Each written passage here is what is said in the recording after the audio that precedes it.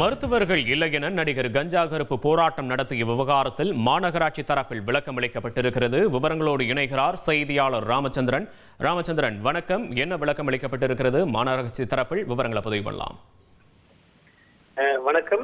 சென்னை போரில் இருக்கக்கூடிய சென்னை மாநகராட்சி சொந்தமான நகர்ப்புற சமுதாய நல மருத்துவமனையில் இன்று காலை 7 மணி முதல் மருத்துவர்கள் இல்லை என நடிகர் கஞ்சா கருப்பு பொதுமக்களுடன் இணைந்து ஆர்ப்பாட்டத்தில் ஈடுபட்டார்.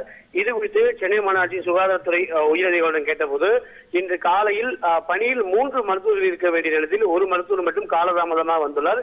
இதனால் சிறிது நேரம் சிகிச்சை பாதிக்கப்பட்டது.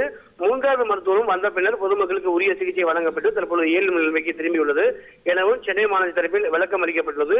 3 மருத்துவர்கள் பணியில் இருக்க வேண்டிய நேரத்தில் ஒரு மருத்துவர் காலதாமதத்தால் இந்த தொய்வு ஏற்பட்டுள்ளதாக சென்னை மாநகராட்சி தரப்பில் விளக்கம் அளிக்கப்பட்டுள்ளது. விவரங்களுக்கு நன்றி ராமச்சந்திரன்.